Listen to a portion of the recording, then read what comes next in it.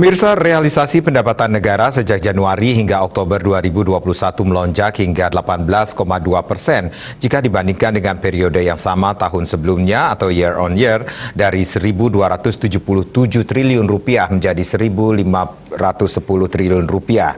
Hal tersebut diungkapkan Menteri Keuangan Sri Mulyani. Sri Mulyani mengatakan seiring pemulihan ekonomi, reopening, dan aktivitas masyarakat ekonomi mulai bergerak kembali, APBN mulai pulih yang terlihat dari sisi pendapatan negara pulih dari tahun lalu yang terkontraksi 15,3% YoY dan sekarang tumbuh 2 digit.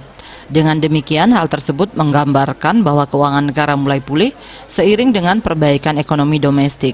Bendahara negara merinci realisasi pendapatan negara tersebut telah mencapai 86,6% dari target 1.743,6 triliun rupiah yang meliputi penerimaan perpajakan 1.159,4 triliun rupiah atau tumbuh 17% YoY dan penerimaan negara bukan pajak PNBP 349,2 triliun rupiah atau meningkat 25,2% YoY. Dengan demikian, realisasi penerimaan perpajakan tersebut sudah mencapai 80,3% dari target APBN sebesar 1.444,5 triliun rupiah, sedangkan PNBP telah melewati target 298,2 triliun rupiah atau 117,1%. Sementara itu, penerimaan perpajakan terdiri dari penerimaan pajak 953,6 triliun rupiah atau tumbuh 15,3% YoY serta penerimaan kepabeanan dan cukai 205,8 triliun rupiah atau tumbuh 25,5%.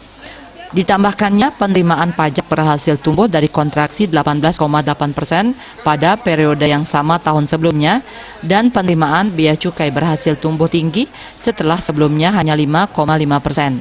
Dengan realisasi tersebut, penerimaan pajak telah mencapai 77,6% dari target APBN yakni 1.229,6 triliun rupiah. Sementara penerimaan cukai mencapai 95,7% dari target 215 triliun rupiah. Bali Post melaporkan.